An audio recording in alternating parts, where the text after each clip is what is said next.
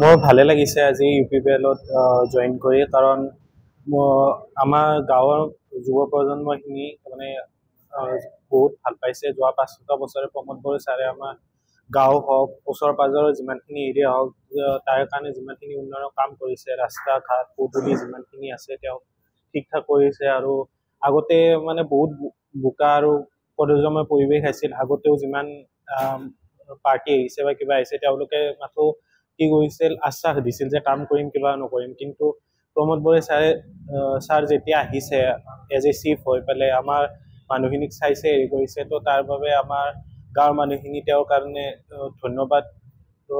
ধন্যবাদ তেখেতক জনাইছে। চ' তেওঁৰ ধন্যবাদৰ কাৰণেই আমি তেখেতৰ যিটো নীতি তাৰ প্ৰতি আমি বহুত তেখেতক ভাল পাইছোঁ। তো সেইকাৰণে আমি নিজে স্বইচ্ছাৰে আমি আহি পেলাই UPPL-ত জইন কৰিছোঁ আজি।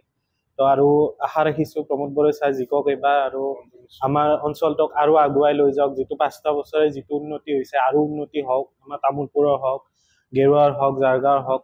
তাৰে উদ্দেশ্যতে মানে আমি গোটেইখিনি যিমানখিনি ইয়াতে আজি যুৱ প্ৰজন্ম আমি আহিছোঁ, তো তেখেতক ধন্যবাদ জনাওক। আৰু এইটো এটা আমাক ধন্যবাদ জনোৱা তেখেতক মানে ইচ্ছাও আছিল। তো আৰু মই ভাবোঁ এইটো এটা ভাল কি হৈছে, ভাল কি কয়, কি বুলি কয়, ভাল এটা আমাৰ যুৱ চামৰ কাৰণে এটা সুযোগো হৈছে যে আমি কাম কৰিব পাৰিম আমাৰ অঞ্চলখিনিৰ কাৰণে। তো সেয়াই ভাবিছোঁ, আৰু সেইকাৰণে আমি আজি থেংক ইউ ছ' মাছ। আগতে কোনো দলত নাছিলোঁ। মই আগতে ৰাজনীতিৰ ভাৱে মই বেছি হেৰিও নকৰোঁ, কোনটো জইন কৰা নাই।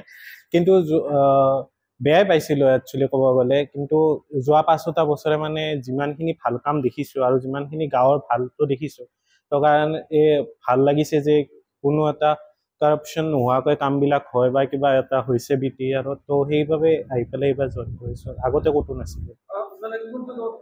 মই পূব জাৰগাঁও, আমাৰ পূব জাৰগাঁও, জাৰগাঁও গেৰুৱা।